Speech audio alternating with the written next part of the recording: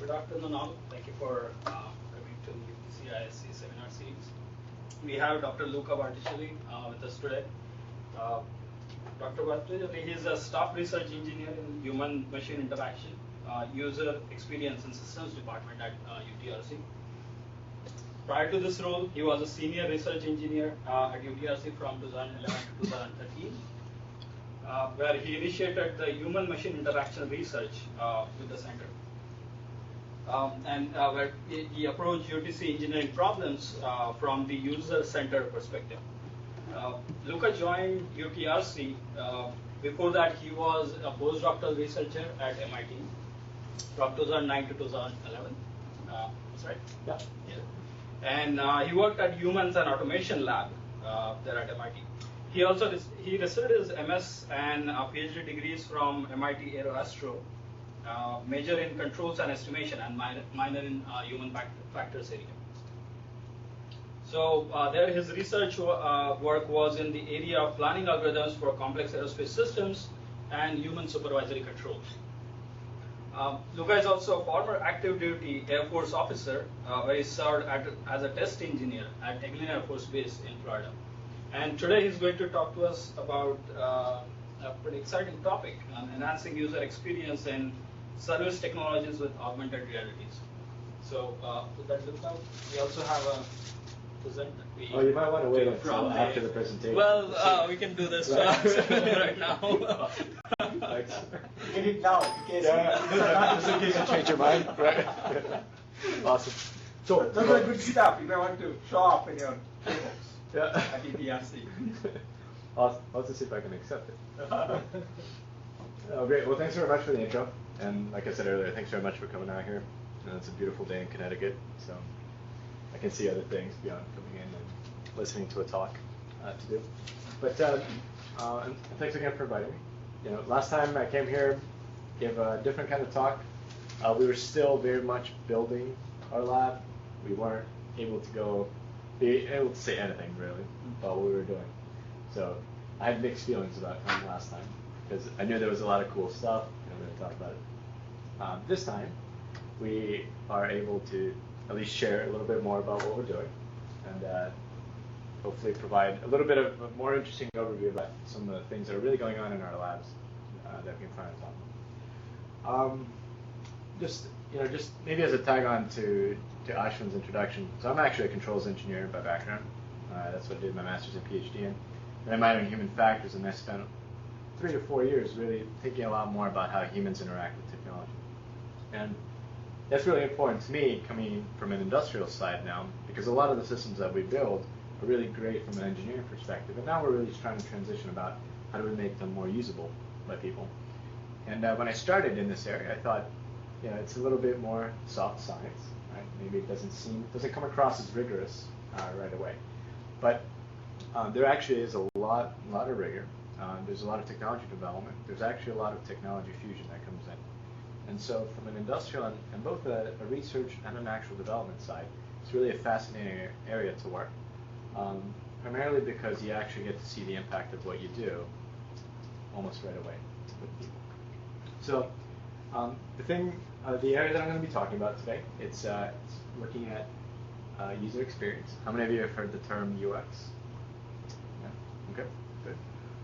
Service technologies, it's more, if you look at UTC, I'll go over very quickly what UTC is about, but we really have engineering groups that really build our systems, and then we also have servicing elements that go out, and if you think about your jet engines, or if you think about rooftop units on top of buildings like this, they're always in constant need of repair and maintenance. Not because they're bad products, but that's just because that's how physical hardware works. So actually having an impact on our service element is very important because that's actually an important source of business for an organization like ours. And augmented reality, I'm guessing, just by a show of hands, who's heard of that before? Okay. So for those of you that haven't, it's really just a mechanism by which you can actually literally augment, so provide additional context and information to users on top of what they're seeing in the real world. So if you've seen, there's a lot of sci-fi movies that really show it. How many of you have heard of Google Glass? Everybody? I mean, it talks about doing augmentation, so providing additional information. And what we're trying to do is actually do it in a way that's more in your live view. And this is Paul. I brought one of my teammates with me. It's actually my first hire, so very proud. He started as an intern, and now I converted to full time. That's actually him, and this is something snagged from our website, our research center website now, which is actually Paul wearing a set of augmented reality glasses, but on an engine that we have in our lab. And in the back screen is data augmentation that he's seeing right through his glasses. And I'll show you some videos about that and what it's all about. But basically, it's really trying to get at the fact that we have a lot of different data sources coming in. We want to be able to provide seamless information access to a lot of different people. All right. So Timur is also my other teammate who's joined us on this journey. And for those of you that are wondering, this is all a disclaimer that we have to put about our presentations. Don't worry about that. It's my issue, not yours. So how many of you have heard of UTC? Because that'll, okay, you go the other way. Who has not? And it's okay to, no? So I'll just fly through these slides. But basically we're consisting of 5 main different business units. They're split along a commercial route, which is our Otis elevators, and our climate control security, CCS. Some of you may have heard of Carrier. The beautiful thing about working for big companies, acquisitions and mergers constantly occur, so names constantly change. But these are really more focused on our building sites, more commercial environment. And then our aerospace units are Sikorsky, which makes the Black Hawk helicopter, Pratt & Whitney, which makes commercial and military jet engines, and then UTC Aerospace Systems, which is actually, all our business units have very exciting work, but that system actually has sensors, and so FADEX, you might have landing gear, you might have flight control sensors, flight control actuators. So basically, when you look at planes, UTC actually has a lot of the sensors on board the planes, minus the airframe. So some of the guys work on the environmental control system. Yep. And the nice thing is a lot of these are actually very local. So Otis is in Farmington, Sikorsky's down in Stratford, Pratt & Whitney's in East Hartford with us, and UTC Aerospace Systems is kind of everywhere, but there's a big site over in Windsor Wasp. And CCS is also in Farmington. Just because this is an international environment, I always like showing that roughly how our business unit sales take place. There's a lot of, UTC has $60 billion in sales. It's an enormous company. And as a research center, we're a small research element of roughly 600 people. I'll get into that. But the other big part about being a multinational conglomerate is that a lot of the work that we do, 38% of our sales are actually in the U.S., which puts the remaining 62 outside of the U.S. So it's a very, very international endeavor. So who are we? We're the research center. So this is our motto, being UTC is innovation engine. If you think about UTC, there's so many different business units. You got things flying in space, flying in the air, flying a lot of other locations. You got building systems on the ground. Lots of different technologies come together. The nice thing is there's a lot of commonalities. So when you're working on a jet engine, you have to deal with mass flows and thermal exchanges, much in the same way that you would for a heating ventilation system. Obviously different domains, but there's a lot of commonalities there. So being at a place like a research center, you get visibility in both the airspace and the commercial side. And you can kind of be the common glue across a lot of the problems that take place across the different business units. So this is our standard template. We're also global. So we have a research center in East Hartford. That's where our base is. We have a center in Berkeley, California. So those of you that like the West Coast a little bit better, that's an option. We have a center in Cork, in Ireland, as well as one in Shanghai. So there's really a 24-hour kind of coverage in terms of the research space that we have. Who works on HPC? A lot of our thermal fluid science folks. That do a lot of the CFD. Yep, Good. there's some HPC stuff. Cool. Yeah. So definitely, like within our groups, we have thermal fluid science, physical science, and systems. So TFS is doing a lot of HPC. In systems, we're doing a lot more cloud-based applications, which still may require computation-intensive So there's a lot of kind of generic overview, but this is probably one of the more important things, which is, at a core, the research center really tries to hire a lot of PhDs, you might have seen, and a lot of masters. So postgraduate degrees are very important. The areas that I'm working in, though, as I was telling Ashwin earlier, we're actually looking at a lot of software development skills. So as you listen to this talk, I don't want this slide to put anybody off in terms of, oh, maybe I don't have a PhD yet, I can't really work there. We do a lot of software development. And software development, as long as you're a good software developer, have a good rigorous system of doing it, and have a bachelor's or on your way there, then really interesting talking more. But regardless, traditionally our areas have required more of a graduate school flair. So that's what we do. Now it kind of gets a little bit more, I'm trying to give you a little bit of context now in terms of why do we care about user interaction. That was an introduction about UTC. Any questions about that? No? Now I want to give you a little bit more context before we jump into the AI, just in terms of why do we care about human and user interactions across a variety of our products. So that's been a question that I always get. What's the business case? And why do we care beyond just making nice interfaces? And so what I thought I'd do is give you a set of different examples about where we have users actually working on our products. So we have this gentleman over here as well as this group here. They're responsible for making electronic flight bags.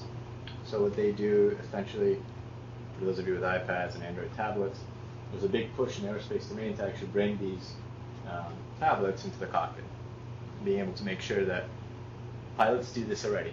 So it's up to the FAA to regulate that. But as a result, now that they're being regulated, we have to be able to develop applications that can live on these tablets that actually provide navigation information. That's a no-brainer. But also how do you convey all the systems information related to the cockpit in a way that's digestible by a user that's really busy all the time flying an aircraft. We've also done some work on a business jet seat. That one was very fascinating. You might not think of a business jet or a seat on board of an aircraft as requiring human interaction. But how many of you have actually gone on a seat and had to stumble a little bit to find out how to recline it? How many of you have flown first class?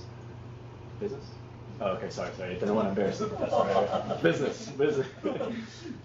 Some of these seats can actually be, you have to fidget around, and sometimes you hit them accidentally and whatnot. So, what was a different way of actually making that a little bit easier? Because if you're the CEO of a company, you don't want to look like you're fidgeting and to figure out how to control business with you, right? So we did some work there. We have a part of our organization that does a lot of intelligence, surveillance, and reconnaissance. So these are, there's going to have satellites or UAVs that are processing information down to the ground. So we have analysts that are actually looking at this imagery. And last but not least, this is what Windsor Locks looks like on the inside. If you Google, you can find this image. But basically, you've got every system that's flying a Hamilton Sunstrand or Legacy Goodrich sensor is feeding this information back to a call center here. So when you're stuck on that airplane and the captain comes on and says, we've got a problem with the APU, or we've got a problem with one of our systems, these are the people that are ultimately getting called on the field service representative at the airport to fix it. So what does this mean? Well, here we have a lot of data, a lot of different systems that need to be made simple, easy to use. And if they're not, all the data that's coming in is going to be useless, right? So we need to have a system that is really accessible to a wide variety of people. Now, since I know a lot of you are smart, we're not going to spend as much detail on all the other areas, but we make helicopters. Recently, Sikorsky has gone publicly on the record as saying it's doing a lot of work in autonomous helicopters. And so what does that look like? How do we come up with modern cockpits? What are future cockpits going to look like? How do you control an autonomous system? Fortunately for us, all of us in this room, we actually have job security because we're still going to need humans to be controlling them. So that's actually good news for us. You might not think of an escalator or an elevator as being a system that requires human-computer interaction, but you need to press a button to get to a floor. That is a very, very basic, but nonetheless existing user interface. And an escalator, I guess if you have kids, it's the ultimate human interaction because everybody's always scared about kids getting hurt on escalators.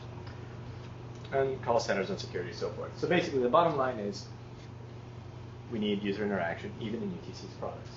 And importantly, people will have higher expectations. So all of you, or most of you, probably have smartphones.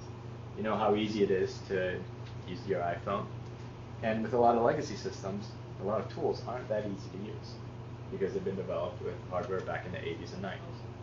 So now people that are used to smartphones are going in and trying to use tools that are maybe not as easy to use as some of the smartphones are. So just in terms of terminology, UX, user experience, there's an actual definition on there with a lot of different definitions included in it. But basically, we're really trying to understand whenever a human touches any of our products or any of our systems, we're really interested in doing research in that domain. So there's about 4 of us with different kinds of awkward pictures taken at different points in our careers, but we fall within the systems department, as I mentioned, and then within that group, within that department, there's a group that does decision support, machine intelligence, so a lot of machine learning, a lot of signal processing, and we're starting this area that does a lot of human interaction. So you'll see Paul. I'm teaching a machine learning course in the fall, so perfect. Just in case anybody interested in yes. Oh, good. Yeah, absolutely. I think there definitely is. I offer it every 2 years, so. And I think it'd be good, just as a parenthesis on that, if you need any like industrial applications, Sure. I think that would definitely be a good. Maybe I can get you on as a guest speaker. Yeah, or somebody. But I think there's a lot of people that have been doing a lot of work in this. Or I think some of the thought process there might also be used for this independently from the class as well. Okay. So I can definitely put you in touch with my group leader who's really driving it. So there's 4 of us. My 2 recent hires are Paul and Paul. I try to keep it simple. And Timur was a gentleman who's actually has more of a prognostics health monitoring background. And then we're kind of cross-training him to doing a little bit more user experience work. So this is kind of where it gets a little bit more into the augmented reality side. So we can start talking a little bit more specifics. But as we're drilling down into our story, now you've seen UTC, huge company, 230,000 people worldwide. We have a lot of service technicians. And service technicians can mean everybody from a person that is here repairing an engine, so you're literally getting your hands dirty, to a person that's more at a local site. So let's take the airplane example. This could be a technician that's actually repairing an engine. This could be a service representative that's located at an airport and is responsible for being the representative of the company and has some insight into some of the technical work. But these are the people that actually go in and really literally tighten bolts and change gears. And then you've got people over here in the call centers, which, like in Windsor Locks, are looking at and maintaining, monitoring on all the different components that are flying in the air at a given time.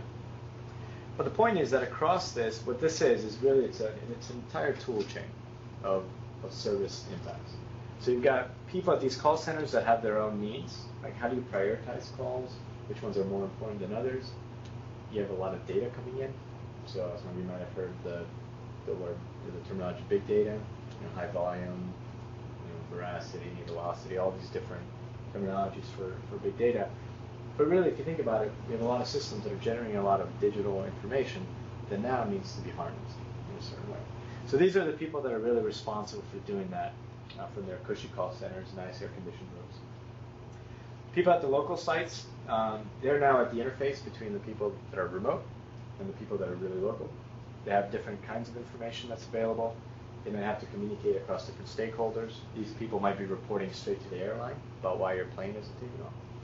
And then you have people here that are now, once you've determined what the source of the problem is, now have to go to the engine or the building component that you're looking at and actually do the repairs. So these are people that, how many of you have actually seen service technicians walking around? No? Yeah? Some? Yep. You'll typically see them like hard hats wearing, sometimes they're actually carrying bulky manuals. Sometimes they're actually contractors, sometimes they're young, sometimes they've been in the business for about 20, 30 years, set in their ways.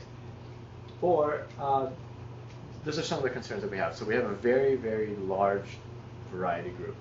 We have people that are using the most recent smartphone technologies, we have people that don't deviate from the paper PDFs. But bottom line, they all have the same issues. If they're going in, they want to have more situational awareness. So if you think about all this data that's getting collected here, in traditional systems, they don't see any of that data. Are they going to get a phone call maybe? But if you have a way of actually augmenting their information, harnessing this data, harnessing all the communication modules, they can get more context into what the source of the problem is. So maybe that actually can result in a shorter repair time. Another element that comes up is that each of the products that we make are very unique and niche. So even though you say you might be an expert on a particular building component, the reality is the company might have had to make a slight modification to make it work for your building. So there's a lot of important details that may get lost, and it would be good to be able to provide that information. The other part is when you look at safety, how many of you have ever read a set of instructions that said, careful, you might get shocked if you do this, or careful, this could be hot and it could burn you? That's great, but if you're busy repairing a part, you're probably not reading that part that says, be careful, it's hot. And so maybe there's a way of actually augmenting you with that information that can make it safer for you to work. So bottom line, the question that comes in is, how do we get the right information, the right person, at the right time, and we're adding our part about with the right level of user experience. We all have read 40-page manuals to do very simple things on maybe a thermostat, maybe a car, right? Do we need to do that going forward into the future? And my claim is no. There are 3 other R's missing in your thing, right? What's that? There are 3 other R's missing. Yeah, that's true. Right context and right information. Oh, absolutely, yeah. We got the right information, so that's good. Source. Yeah, Also. yeah. May But, have multiple sources. yeah, but this is the important part. That's the part that. It's like that help in Microsoft Office. They have this typical help manual and it's very hard to Oh, yeah. find something. Yeah. Oh, absolutely. They try to do some animation. Oh yeah, Clippy. Clippy's awesome. Right? Clippy's interactive. He's fun. Yeah. It's absolutely a terrible idea, right? So yes. So that's where the appropriateness comes in. It's like, I mean, Microsoft does a lot of user testing. Yeah. That's the most amazing part. I have friends that work at Microsoft, and we've talked about that before. It's like, you guys do a lot of user testing. How can you not get to that? How did nobody tell you that Clippy is just a bad idea? Right? So, yes. So if it impacts people typing an Office document, you can imagine having those same kind of frustrations, and you don't want an angry mechanic fixing a problem, right? So what is the idea that we've been playing around with? So what researching? The ideas that we've been researching is augmented reality. It's an area that has been going on for the past 30 years at least, I would say. The minute people had access to some information, one of the immediate things is let's just put it in people's eyewear. So for those of you that wear glasses, it would be, you could be staring at that watch, at that clock, and it gives you additional information, even what room you are. As you're navigating outside, you could be getting real turn-by-turn directions. Google's looking a lot at Google Glass in terms of being able to provide some augmentation for you. How many of you have tried Google Glass? Sure, right. That's okay. But it's on the side of your face, so it's intended to be taken out of your field of view, so as to not interfere. But that's really primarily for commercial reasons, right? We're the typical end users. We're doing other things other than staring at a small display. What we're looking at is really trying to provide and understand, is a micro display good for you, or is it better to have something that's more immersive, so you're actually wearing glasses, actually seeing? And we brought a set. I'll just show you real quick, just to give you some context, and then we'll let you guys try it at the end. We also brought one of our applications, so you can try it and see it. But this is a company. This is Epson. Actually, I guess probably try. And so this is the kind of eyewear that we're looking. We just brought one of our recently opened ones because the other one has some stuff that we're working on that we can't really share too much about. But this is the kind of things that we're talking about when we're talking about augmented reality. So you're talking about somebody that would wear a set of glasses like this. And then what you would actually be getting is turn-by-turn directions or instructions on the type of work that you're doing. And so these come in different form factors. So these are the latest. These came out about a month and a half ago, I would say. There's Google Glass, just a little bit lighter, and has a different form factor. Google Glass displays right here. There's other companies that are looking at a lot of these devices as well. So the one thing that's important for us as researchers is, it's all great if we're getting these products that are getting built, but are people going to use them? And if so, how do we actually design the right kind of interfaces for these kind of devices? So it's a the screen real estate, you actually get a pretty significant image from roughly about 30, 40 inches away. It gives a significant, the resolution is actually quite good. But as we look into these systems, what's a good thing? Well, we can increase situation awareness. People can get better context. They can hopefully improve their safety. And so this is a demo that Paul had put together where we're looking at the engine. And so this would be an example of what the augmentation could actually do. As a mechanic, you would show up. You might get the engine that you're actually working on. So it's confirming through some kind of tagging system that the engine that you were supposed to work on is the one that you're actually going to be working on. This is actually a problem that really does occur. A lot of the engines. So how does it get that information? Like it is coming from the call center, or is it reading the part number or something?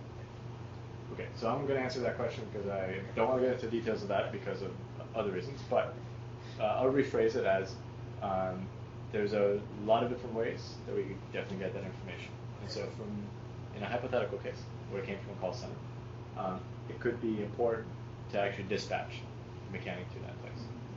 From the situation where it actually comes from a person more internal to the maintenance and repair organization, that could actually be your boss that says, just to confirm that it could come in different layers, right? It could be call center says, go to this area of the building, and then your more immediate boss could say, I want you to work on this engine part on it, or it could be, I want you to work on this engine serial number. So typically what happens, I'm not talking about your aerospace thing. Sure. Think of a dishwasher guy, right? Yes. I go to your house. Much happier with the dishwasher. Yes. Yes. Okay. Yeah. Now what?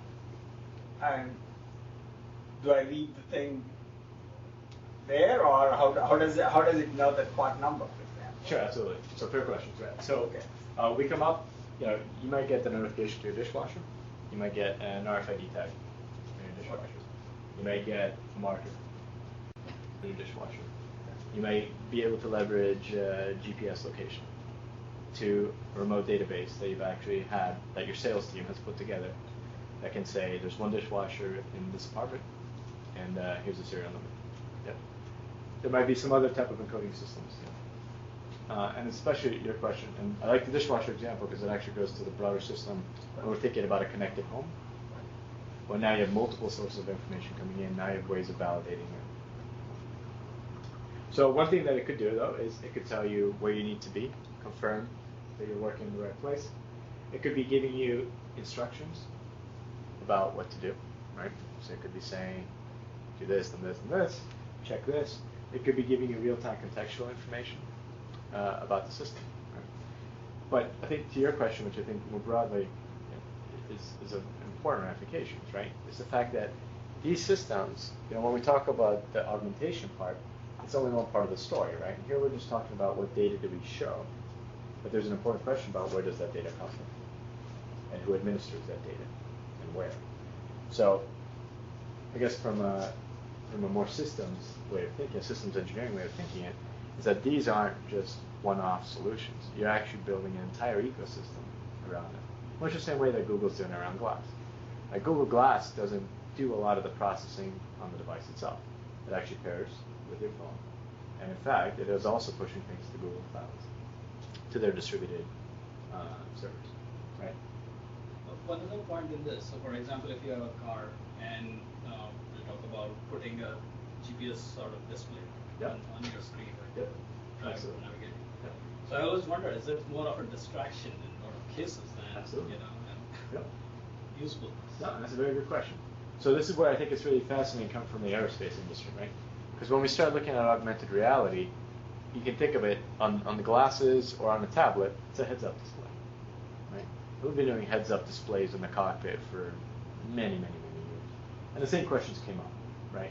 It's, if the pilot's looking down, that's bad, so let's have them look out. Okay, well, now they're looking out, but now they're just going to fixate on the data that's on the heads-up display instead of around the context, so you're back to the problem as you had before. And what the results of that research has pushed is the fact that you just have to be very careful, obviously, how you design that heads-up display, right? If it's immersive, completely engaging, then yeah, you're going to result in lower situational awareness.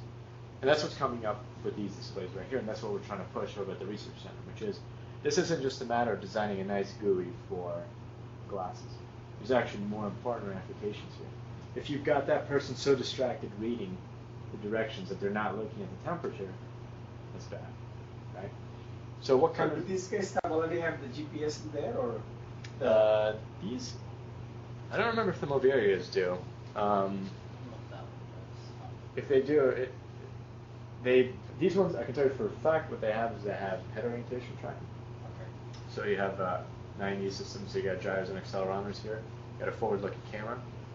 And if it doesn't have GPS, that's something we'd have to double check. I don't remember, but we definitely pair. How do you get the sound part of it? And I mean, all other things are fairly straightforward. Yeah. How do you get sound? Yeah, Or, especially if you're IETMs, you know. Yep. May not have. Do you have a translator from text to sound, or You will can. it work? You absolutely can. So sound would go both ways, right? Using it, you could augment with sound, you know, with headset. If you look at, well, these with a headset, Google Glass uses bone conduction technology to actually provide you with sound, so you actually don't need to wear a headset with it, which is actually quite interesting, just as a purely separate research activity on its own. With these, we would probably provide a set of headgear with them, and that would be useful in the case where you're actually trying to talk with somebody in real time. There's also speech-to-text capabilities that you can go to, which exist. How long would it take for you to feel dizzy?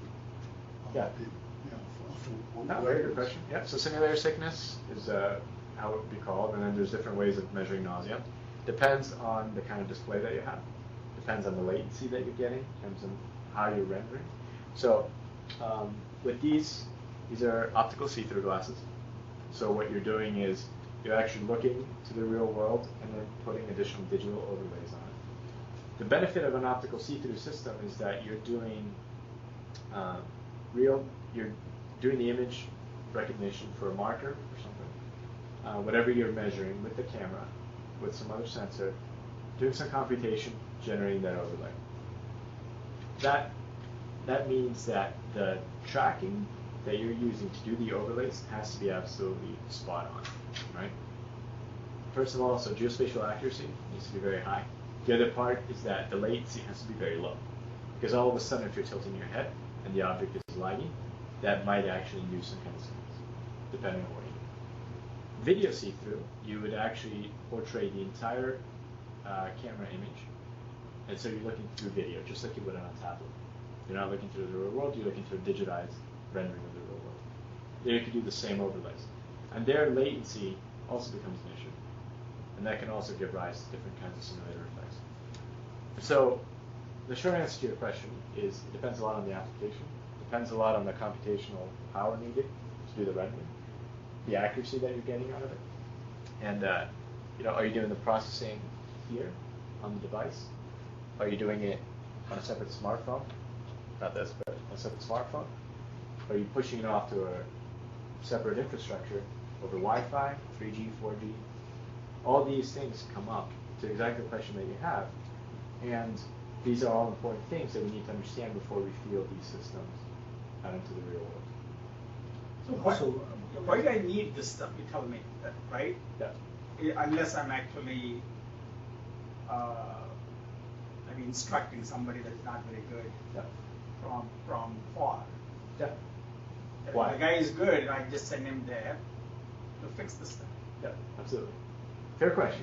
Okay. I get that every day. So, why do we need this? So first of all, I think my first answer is, I see this as a technology. Okay. It's not a hammer to which everything is a nail, right? So there are going to be specific instances where it's useful, specific instances where it's not. Where I do think it's useful, you can put at the training.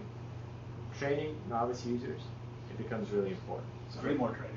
For a couple of reasons, right? Okay. So one of them is you should be able, in principle, by doing these, if you think about how they're trained now, they maybe sit in a classroom and then go do these things.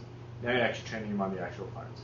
So when they go to a new system, it supposedly should help their memory a little bit better, so they can get some visual cueing. The other part is you can do real-time monitoring, right? So with the augmentation, without the augmentation, you could still be piping this video to an expert. So you could actually send less expert technicians out there and still ensure that they're doing the right job. The other part is across multiple cultures, multiple countries that we have, you could start tailoring the kind of digital instructions rather than having to create these bulky manuals, translate them, upkeep them. You could actually be constantly updating your content, pushing that to these different devices. In your That you culture, can do even now without this stuff. but it's not as immersive, right? Right. I mean, in terms of you're still doing a repair, looking at something. Right. Even with your IETM, you're kind of taking your eyes off of what you're actually trying to repair, right? So there's a question, and this is a question, right? This isn't a fact. Is could you actually cut installation times on certain types of applications by using this kind of technology? And I think that's really, for us, to generate this test bed, that really is driven to answer that question. Can it actually do that, or is it just a gimmick, right? I mean, what the way that IETFs mostly use, especially in the semiconductor industry, where we work a lot. Those guys, they don't even want to take it into the clean rooms. Right. They just take our tool. Okay, this is the instructions for this symptom. Okay, so they remember it and go inside and do it. No, absolutely. Yeah. So that's fair. And so here's part of the, from the research side, here's where the interest comes in, is when we go talk to all of our technicians, we have people that have just been doing this for 2 years. We've got people that have been doing this for 30, 40 years. Some people don't deviate from their manual. Like, I don't care what you tell me, I'm using my paper manual. Some people only rely on the ITM because they say, oh, this is up to date, I'm using this. But then there's a generation that's coming, right? And it's a generation that has been using smartphones, tablet devices since they were like 6 or 7. Right. What are they going to want, right? I mean, those things can be pushed. The IETMs can be pushed to the smartphone. That's not a problem. No, it isn't. It isn't. I would push back a little bit on that in terms of form factors, in terms of directions and accuracy and all that. But I'm actually thinking about the generation that comes after the ITM generation, right? Which is going to be the generation that's going to have had immersion. They've been playing with the Oculus Rift for decades now, and now you tell them, here, take this tablet, and they're going to look at you and be like, tablet? What does this do, right? I will say that the augmented reality community in general, you will see a lot of articles that say, oh, by 2018 it's going to go to $4 billion. No. I have an augmented reality application phone on my phone that is about what is around us. So when I go into a new city, flip it out, I use it. I use it for a few minutes, but I don't always have it on, right? So there's this question about how long does the experience actually have to last, which I think goes back to your original question. It's like, why do I actually need it? Is there a real value? And I think that's still at the point that we're trying to drive our test bed at. Is a way to say, is there? And if so, can we really identify those strong cases where that is? Along the way, we're hoping to make a contribution to the research community by also saying, by the way, to get increased acceptance, here's how you need to design it. And that's the intent. For UTC, what's the most impactful direct application? That one I'll dodge the bullet on that one, because we're actively working with some of our business units and actually demonstrating it. So I'm going to stay generic on that. But we're finding that there is. I mean, that there are specific applications. It's not meant to be an end-all be-all solution. But when it comes down to this part about the efficiency, right? You take a technician that maybe has worked on a specific type of building component. Now you want to train them on a new building component. The transfer time for actually doing that training should be improved in some way. The fact that you can actually, if I were streaming this video back to a more expert user, and I had some way of actually tracking where the person was looking, I could use that information to actually troubleshoot faster. Some of the application there. The safety side, I think, is also really important. I mean, we have a lot of different technicians that are going out there. And here's, I think, maybe an example to the IETM, where the IETM would say, caution, this is really hot. But this is actually a warning that's in your face, right? And how you actually argue for the business value of that, I mean, this is people's well-being. That's what's safe. Right? So any time that we can decrease the likelihood that something bad would happen to somebody is very important. Why you got warning is hot? Is that just based on experience, or is it really measure temperature and Lots of different ways of doing that. I mean, just in general, even without augmented reality, I mean, you can envision a system that has more of a thermal camera that's actually providing that information in real time. You could have a sensor system that's actually providing that information to you. But a lot of this, I think, going back to the bigger story, is these are not systems that live in a vacuum. These are systems that have to live in a very rich communication infrastructure where data is pushed precisely to where it needs to go. I think it's up to the imagination. For example, if you think about apps, there are good apps and there are bad apps, but the app is very bad. You still people are developing very excellent app to get the system. Yep. Actually, it's a platform. You can come with very good ideas. Yep. Also, you can put a very bad company. Oh, absolutely. Yeah, absolutely. How much do these things cost? $700.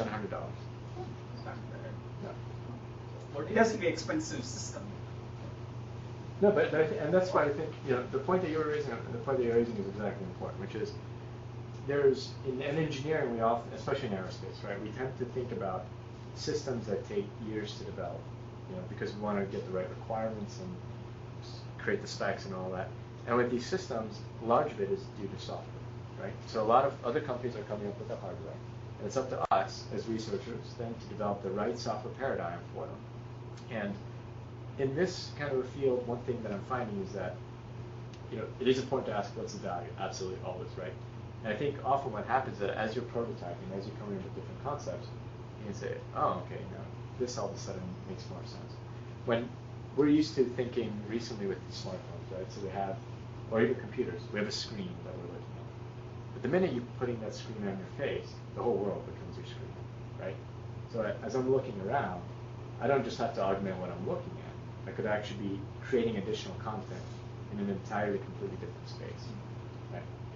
Sounds, gestures, how do I navigate with these systems? These are all important questions that are then going to help us better finesse the argument. How do you see the trade-off between input from different sensor inputs? For example, eyes and ear. Oh, huge. Because let's suppose if you're putting some information in front of your eyes. It's an attention allocation problem. Watching TV and reading. Oh, absolutely. Which causes less fatigue and less sheer questions. Oh, absolutely. No. This is, to me, AR is still. It's 30 years ago, people were talking about these systems. There's the same questions that are coming up. But 30 years ago, people didn't have the form factors that we have today to be able to push it out to a large number of people and actually get data on how it works in the lab. 30 years ago, people didn't have all the communication infrastructures to show the computing capabilities that we have now. So what's happening now is I see these as multimodal fusion boxes. Right? You get GPS, you got IMUs, you've got sound, you got haptics, you got bone conduction, EMGs, eye tracking. I mean, it's a lot more about getting information about the person to make that experience more immersive. So, huge impact of sensors, for sure. So has anything significant has happened beyond the survey article on augmented reality? Oh yeah. The whole survey. Beyond the form factor. Oh no, absolutely. I mean, beyond this, you've had huge improvements on the types of displays. So, the actual electronics behind the displays, power consumption, always really huge issue, because now you have to. The computation that you can do here is limited by the processors, but also on how much battery life it can support. Wi-Fi, 4G, 3G, all these different elements. The types of projectors that are getting used in these will also change significantly. The interconnections across the different modules change. I mean, there are more and more. It's just a very active research area. In fact, we actually got our first paper accepted this year, so we're going to be going over to Munich, actually, at one of the. It's a poster presentation, but for industry it's good, so you don't have to get too much into details. But of the whole community that looks at mixed and augmented reality. So there we go. So we want. Maybe I should put that up first, but we want to generate a test bed. That's basically what we're really doing. So just in the interest of time, let me just give you a couple of examples. I'll give you a building example, and so that's what we have our demo on. But does anybody know what an air handler does? Yeah, it's you.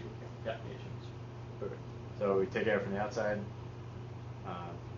either humidify it, heat it, whatever, and then push it to the rest of the building. This is what a service technician would see when they show up to an AHU.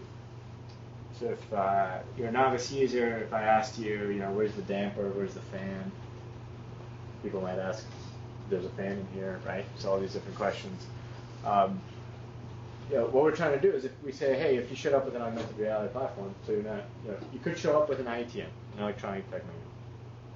Show up with your tablet, and then you say, okay, well, I can tell the fan's over here, the damper's over here, and so forth. What we're saying with the augmented reality is you would show up, look at it, and it would say, it would just point, fan and damper. Here's exactly where they are. So, is that an improvement? Qualitative, right? You'd say, well, you're immediately getting those overlays. But regardless, so you show up and you're actually trying to do a building inspection. So sometimes building managers actually have to physically walk around the buildings. In more advanced building systems, it should all be done through a central building management system so that people don't actually have to go walk around. But in older buildings, you have to walk around, and if you need to go make a repair, you have to go actually to the building component. So it doesn't come out very clearly in the projector, but this is what the building management system would show you. That this is what the AHU actually shows like. So you've got a lot of data, you've got different fans here, you've got different valves that lets the outside air go in, the inside air go out.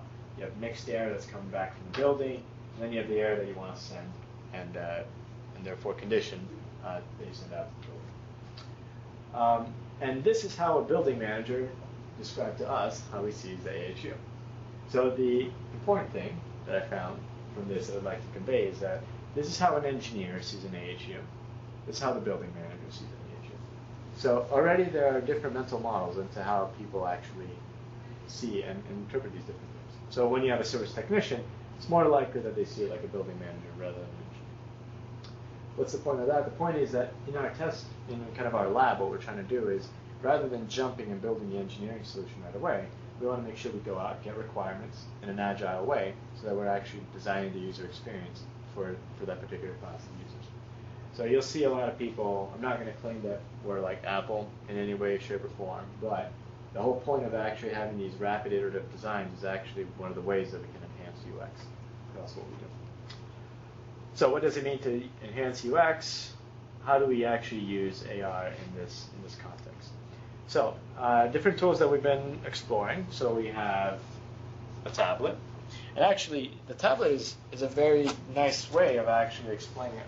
We'll do a demo after the talk, but we use markers, fiducial markers right now, for no other reason other than it's not in my main research agenda to really look at specifically how we do the recognition. There's a lot of people that do that. So our approach is really, let's just use best class in it. If it doesn't work, we modify it. But more important for us is how do we actually develop the right paradigm for the user interface there. So if you had a training manual, a tech manual, you would have a tablet, right? So the tablet seemed like the first way to go. If you're going to have a tablet anyways, maybe you can augment AR with that. So this is the first area that we were looking at. But then there was another area which is actually looking at, okay, well, what can we do about the wearables? So if you look at these different types of headwear, I showed you the BT200s. The Vuzix is a company that makes a different set of eyewear. They have VGA input. The Moverios that Epson makes, these are effectively an HDMI feed, I think is what we get from the system. But it's instead of the Vuzix, which have VGA and that gets connected to some computing platform, this is actually typically running Windows is what we've been using it. This is running Android. So now this system that Epson makes, just like your smartphone, is running native Android on it, which is nice because it comes with all the good things and bad things about Android. And then Google Glass. We have Google Glass in the lab. It's how much processing power do they have? It depends. Vuzix is going to have the processing power of whatever platform you're connecting it to. That's dumb. Okay. Yeah, that's really dumb. The Epson Moveros are running at I think 1.1, 1.2 gigahertz processors. Yeah. And I forget how much RAM is actually. There's a tech spec somewhere. I can look at them later. But and then Glass is actually the one that we're still in the infancy in terms of being able to investigate it for different internal reasons. But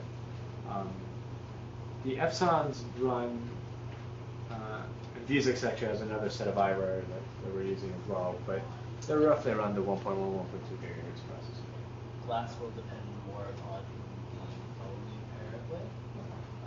It sort of offloads a lot of its requirements. It doesn't have a lot of processing power built in. Yeah, primarily too. The thing with glass here, to be mindful about is the fact that because all the computation actually gets done on this part right, any computation that gets done is done over this section right here.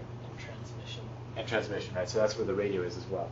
And that's also where the bone conduction part comes in. So this is actually the smarts of glass, along with the micro display right here. And by being such close proximity to your head, it actually overheats. So you can actually feel the thermal exchange. I think most of their Maybe processing even for brain cancers too. I don't know. Yeah. It's possible. Well, I was going to say that most of their processing is mostly for display and the communication with glass. Yeah, that's right. Yeah. In fact, if you look at the display, I mean, is it like quarter VGA? Is that what you said? It's like 480 by 3 something, I think. Yeah, so if you actually look at the screen resolution you're getting in glass is actually pretty small. 640. Yeah. Compared to these, and I'm not trying to advertise one against the other, I'm just trying to give you like a sense of the different possibilities in each. Instead of having a little display over here, which actually can create eye fatigue as you're constantly changing your focus, these are completely immersive. Right? So you have, forget the numbers, but the screen resolution on this is substantially higher than the last. But, so we wanted to experiment with different platforms. The other part too, I guess, is the last one. This one has an SD card capability on it as well. So whatever it's in the internal memory, we can actually augment it. That 16 gig or 32 gig. So what we wanted to do is actually come up with some concepts. You know, how do you actually design for a tablet that's using augmented reality? How do you design for eyewear? Right? So how would you guys design for that? And where are we going to put, so let me ask a more specific question. Where are we going to put the information? Should we do the complete overlays and say, back to this, just say, this is the fan, this is the damper over here? Should we put the information on the sides, put pointers to where the fan and damper are? How much information should we put on there? Should we put the temperatures, the pressures?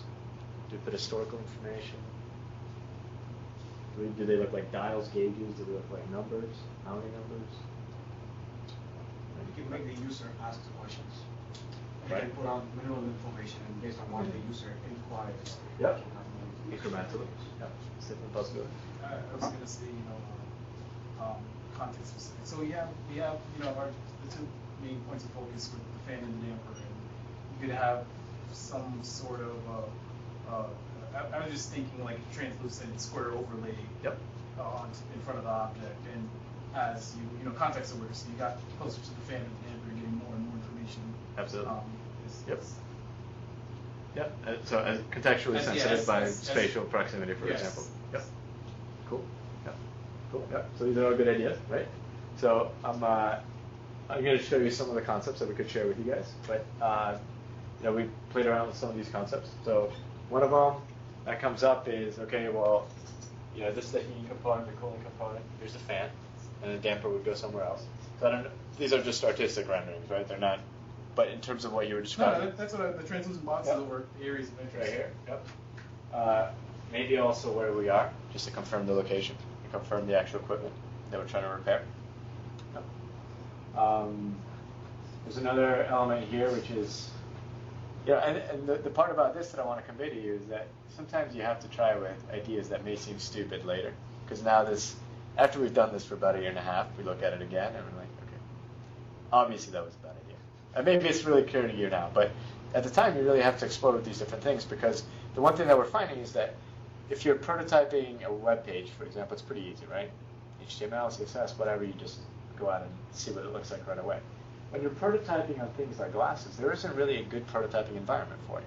You have to wear it, right? You have to build it, wear it, and actually see what it looks like.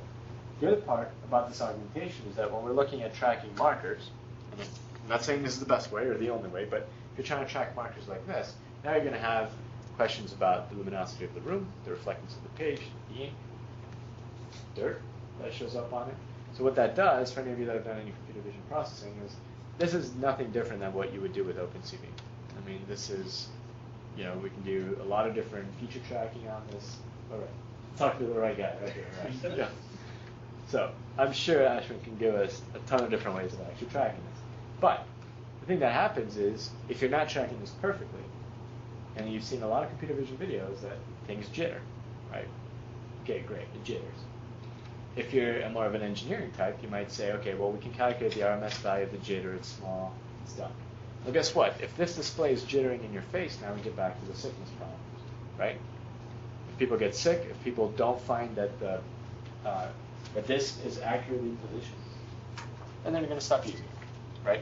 So the actual technical problems of designing for an interface that is reliable and solid are actually much higher, and the ramifications of that are much higher in the system. But anyways, the idea here was that, okay, maybe you can do the overlays, and maybe you can put the temperatures either as you get closer, or you can select that as a layer that you can put on the interface. Maybe you start putting the information off to the sides, right? So you have more of a heads-up display, so still leave as much of the real estate available to the user, and minimally occlude that. Even with transparencies, just keep it as light as possible. The other part that I want, sorry, I'm running really long. Do we have like huge time constraints? Or should I be cutting off pretty soon? No. Okay, I can go for a little bit longer. Okay. I get really. I think we've not been nice to you, so we've been No, asking a lot of questions. No, that's perfect. I mean, that's exactly. It's just I get really passionate about this area because it's exciting. I read about it in the news, and then to think about that we're doing it in our labs is exciting to me because it's just cool that way. So the other area that comes in is that so far we've only talked about the display of information, right? Now there's the question of what do you do with it, right? You presumably would like. Before you move on, Yeah. how would you deal with the possibility that these preferences might be subjective? Good point. Yes. So how do you deal with an app that you don't like? Some apps give you settings that you can choose on them, right? So one option is that you can then personalize and specialize it. But even before then, this is what I mean, that we're really in the infancy, in my opinion, in terms of the user experience of these kinds of technologies. Like developing some kind of measures to find Design patterns. So we don't even know the design patterns for AR yet, I would say. Paul did his undergrad and master's at Georgia Tech. They do a lot of AR there. And I would say that even with the work that I've seen in those areas, is a lot of people are focused on the technology of AR, but now when you're talking about what is the best way to actually convey information, manipulate information, there's still a lot of people that are still trying to understand what that means. So your question is extremely valid. How do we personalize it? How do we specialize it to users? And my answer would be, first we need to understand what things even work. We don't even have like the domain identified yet of what these design patterns would look like, in my opinion. And that's what we're trying to do here. Rapidly prototype, rapidly find out what works, and you can create a subset of things that work, and now you're starting into the specializations. But regardless, I mean, the question's extremely fair. You know, how do you convey the information? And then that question becomes even more important with how do people interact with the information on it. So if I'm there trying to do maintenance on it, on an IETN, I can actually turn the page. I can click on it. I can swipe over, use gestures on my tablet. My hands are dirty. Can I still use my tablet? Yeah, probably still use my tablet, right? Take my hands, type it. But if my hands are dirty and I can't clean them, now having a wearable solution means that your hands are free. You don't need to worry about interacting with them. Do any of those glasses have eye tracking, so actually to see where the person is focusing? Not the ones that you can buy commercially. No. Google Glass has an inner looking camera. That's how it uses that when you look up. It actually, I think, there's a theory that it actually detects the white part of your eye, and that's how it knows you're looking up. It's not actually tracking your pupil. So. Well, you can use the iris tracking. You could, if the camera is positioned situated to give you that output. Right. So, but I would say, but to his question though about like, do they come off the shelf with eye tracking? Not right now. Yeah. MIT came with a display that actually, in its pixels, incorporates a camera. I'm not sure it can be done with this transparency. But I would say more broadly though that Yes, that's true. But you can also retrofit a lot of things. So what we're trying to do in the lab right now is to see what commercial off the shelf gets us, and then see if we need to modify it in any way to fit our needs. I think that's where you can clear out parts of the screen that actually That you're focusing on. Absolutely. No, you're right. And I think we have eye trackers in the lab that we use separately for evaluation of this technology. So that already is getting us thinking just about how the eye tracking would actually come into play.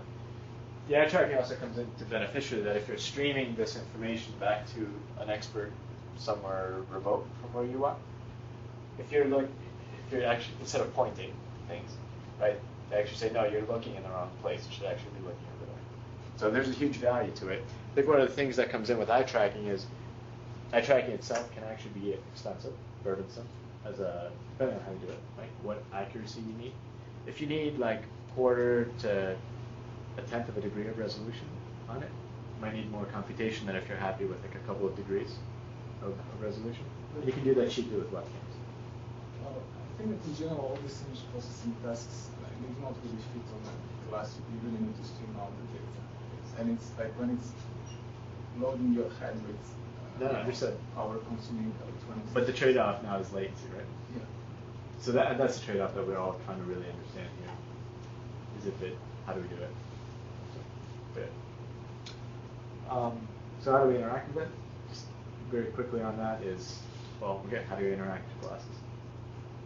How do we interact with the data? Speech. Gestures. Gestures. Yeah. That's all I'm going to say about that. Huh? So ultimately, we got down to different concepts, different designs that would work. So we actually found out just through our own internal testing that more of these heads-up display concepts really work. We put the marker over here, and you'll see it in the video that I'm about to show you. We did have jitter problems. Jitter because you have to trade off the size of the marker, the lighting conditions in the room, the dirt, and so forth. The fact about how you hold the tablet is really important. So when you're generating a user interface for a website or anything on your computer, things aren't moving. Now you're holding the tablet, your hands are moving. When you're wearing a headset, we have a great damper called a head and neck, right? That actually takes a lot of the high frequency motion out. But when you're holding the tablet, how do people hold the tablet? And you hold it like this, you hold it like this, like this. How you hold it actually matters because that's how you're going to decide how you're going to put the information on. We also know that people do top-down processing data, right? So in top-down processing, that means that you don't want to put any of the information on the bottom, right? So there's a lot of different design trade-offs that you have to make. The other part is the data. So this is all fake data, but just to give you an idea, how much data is too much, right? You need the supply air temperature, return air temperature, flow rate. You need the mixed air temperature. You need humidity levels. You need to know what the outside conditions are. You need a mini-map that actually helps the user actually get to the location, right? If you need a mini-map, you need some localization information. GPS doesn't work very well inside. So you need an indoor positioning system. You use SLAM, right? So there's a lot of different design trade-offs that you have to make in designing these systems. The thing is, why do I need to see all this information? As a technician, what do I want to do? I just want to go and replace the thing that is there. Absolutely. Yeah. So why can't the system tell me that? How's it going to tell you that? That's why it has to have smarts inside. Somewhere. That's a smart somewhere, right? Yeah, I agree. Right. So all this stuff is basically, it's like having 1,000 channels for me. Maybe, right. Okay. Right. So one thing is you could say, okay, well maybe this information should all be overlaid all at once. No, maybe. all I need to know is go replace this particular compressor component or something. Sure. That's the repair side, right? Yeah. That's all I need to know. If you're doing repair. Right. But if you're doing that should be my troubleshooting tip. Sure, When I go to the place, yeah. I need to go with the right part to fix the right thing. Absolutely. But what if you're evaluating it? Yeah, if you're doing it in the spec. That evaluation should be automatically, it should be telling me, the system should be telling me. It is. That's right. So we're getting there. But the first starters is let's get the data out, right? And so the data, if you're doing a walk around and you're actually just trying to get situation awareness on all your components, Right. this is data that a building manager needs. this is data that a building manager actually looks at. And furthermore, Right now. that's right. That's exactly So right. what you need is probably more like a machine-to-machine type of stuff, which is Maybe. automated. Yeah, maybe. Until your sensors fail. Yeah. So it's, all the points that you're raising are absolutely right. So I don't want to give you the impression that I'm disagreeing. I am in agreement. I think that the part that's important is that when we're developing this technology, there are multiple time scales that we have to be mindful of, right? So you can go into buildings where they don't have a building management system, right? So then how do you get that data, right? That's one. You might have systems that people are only interested in doing a walk-around inspection, and all they want to see is a check mark. I looked at that component, good, good, good. There are people that don't even want this, right? There are only people that say, look, I should be getting all this computer, all the data should be mined, all the data, I should have all my algorithms that are running, that are giving me fault diagnostics and all that, and that's all fine. But all these will come in stages, right? So that will, meaning that we'll have to have sensor calibration, we have to make sure our sensors are accurate, our sensors aren't breaking down. And in the short term, we're still sending people out to the components. So the real question is, in the short term, what can this technology do for you? But also in the long term, what can this technology do for you? So those are the multiple time scales. So all the questions that you're raising are absolutely valid. And in fact, that's what the importance of a test bed is, right? Because then you can say, this application has no value for me because I'm putting in too much information or not the right information. But that's where you need to experiment. So, yeah. What if you have a situation when you need to service something, and that servicing problem is high risk? Like for example, the guys are fixing satellites in the sky, right? Yeah. You cannot send a whole team of people up there, right? You have one that works, yep, and several other that think for him, right? Yep. So the others might be of great help for the guy. Or you have your helicopters landing down in a time-sensitive situation, right? Yep, absolutely.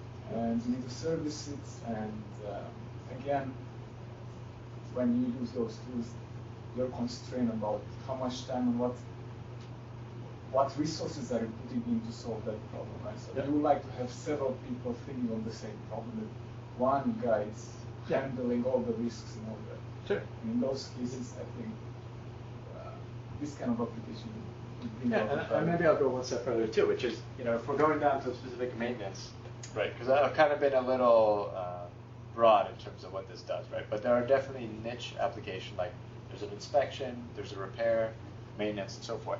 But there are definitely other applications where if you're streaming this back to an expert, the expert can now actually be interacting with your live view. So they could actually be telling you, well, you need to go here first, then go over here, and almost give you the play-by-play just by sketching it out on their interface and then broadcasting it back to you as well. Otherwise, it could also be Skyping with you, right? So you're just feeding the video real time. They could be getting the data as well through some other augmentation and actually evaluate it that way. The thing is that for an organization, because I want to go back to your questions because they're so important, right? Because there's a technology case that needs to be made for them, and then there's a business case that needs to be made for it. And that's where, in the world that we live in, we kind of have to have answers to both, right? Because if you can say, could I send a less experienced technician with the same level of performance to do the same number of jobs? If the answer is yes, then I have an efficiency business case, right? If I say that it takes them less time to repair, But this experience again needs to be guided.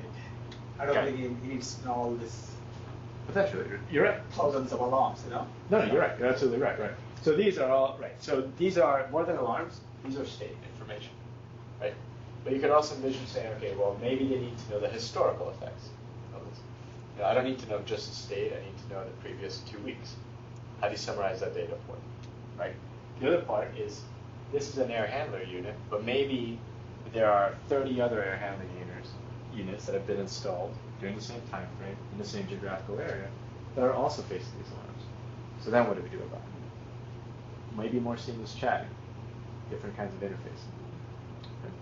So it's actually very useful for soldiers in military setting, where you basically cannot see stuff behind the walls, but you have a team which can actually pass on the information to you. Yep. So you can have glasses and augment your display with that. But in fact, that's a good point, and that's the same question that goes back to the heads-up displays, right? What were the real value propositions of a heads-up display in the cockpit? The time sensitivity, right? You look down, you're flying at 500 miles an hour. A second, you can be dead, right? So a heads-up display should maintain that situational awareness all the time. For a soldier, absolutely same thing, right?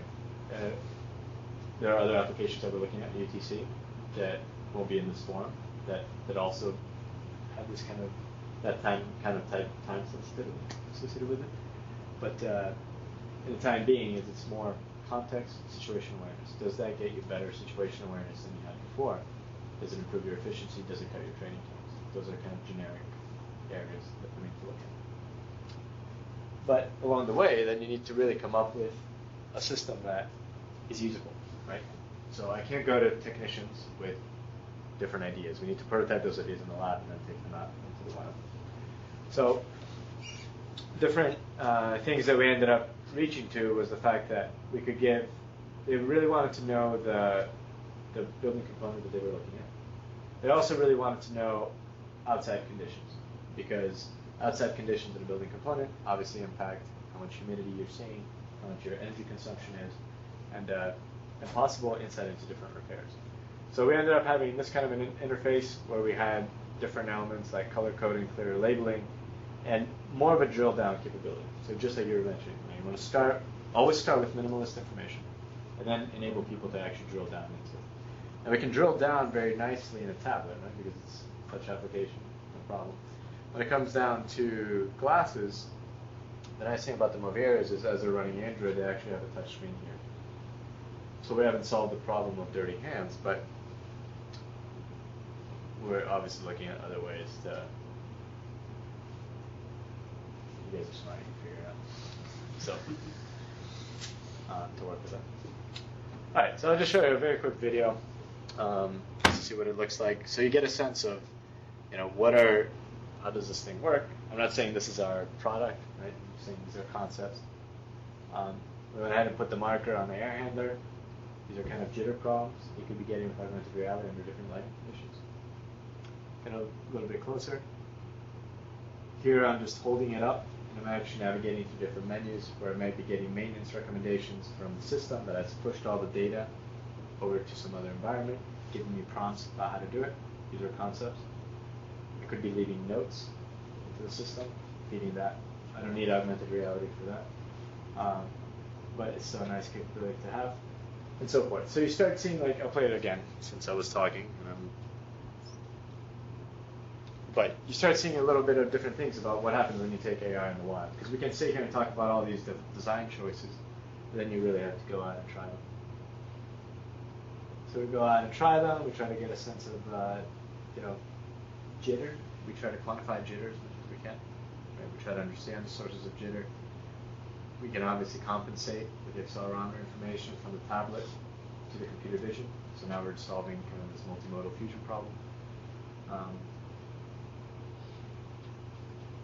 How much data is actually coming in? How do we use that data, right? Do we need algorithms? Are algorithms on the tablet? Are they off the tablet? Are they off in some remote cluster? So this goes into a lot of different questions from the tablet side. Just wanted to give you guys a quick sense. We do, you mentioned eye tracking. So I have eye tracking in the lab. And we wanted to see how people actually use augmented reality and track where they're looking to understand if the jitter is really a problem. So how many of you guys have seen eye tracking before? No? Okay, cool. Well, basically what this is, we have an eye tracking system which, just like these, actually have an inward pointing, we have a camera that can actually has reflective coating, reflects into your eye. You have a small infrared source that can actually pick out your pupil. And then you wear glasses just like you would wear these. And after you calibrate them, you can tell where your pupil is pointing, and you can actually get a sense of pupil diameter. We use that to determine arousal. So as arousal increases, your pupil typically increases in size. So what we're seeing here is that we had some participants actually wear these eye tracking glasses. These are called gaze plots. So this gives you a temporal perspective of where people are looking. So they started over here with 4.